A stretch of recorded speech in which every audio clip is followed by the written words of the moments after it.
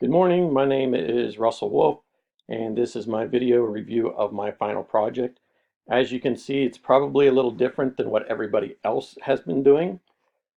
For me personally, I do a lot of presentations at conferences, and with that, it's very informative, and I get a lot of interaction between myself, companies, individuals on different aspects of what they can do with AT or ADA issues.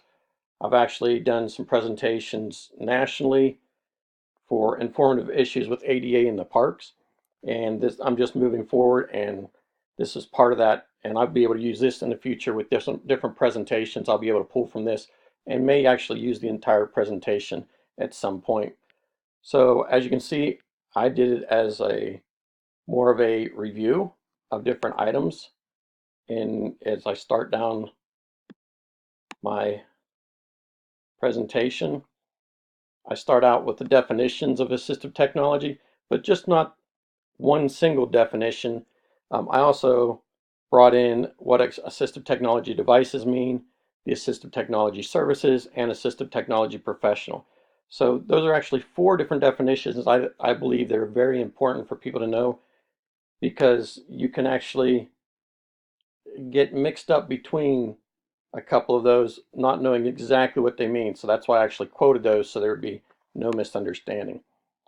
I then went on to define the users of AT, which there's 7 different users, as you can see.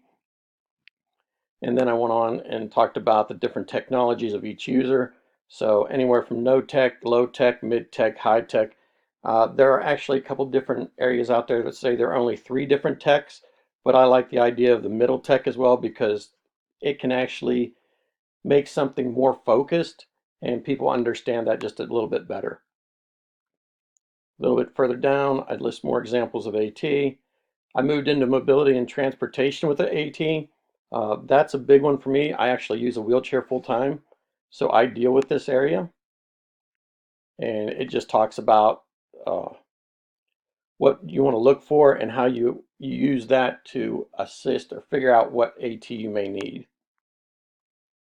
A little bit further along, I talk about the visual impairments and AT, which is obvious that those with impairments do need AT at some point. I went on with hearing impairment only because I have a student that's hearing impaired and I work with them, and I found that very interesting. And it talks about some of the different systems and the AAC devices that are out there. And the last one I brought up was AT for mobility considerations for wheelchair cushions. A lot of people overlook this completely when they're looking at somebody that's in a wheelchair because there are so many different materials out there.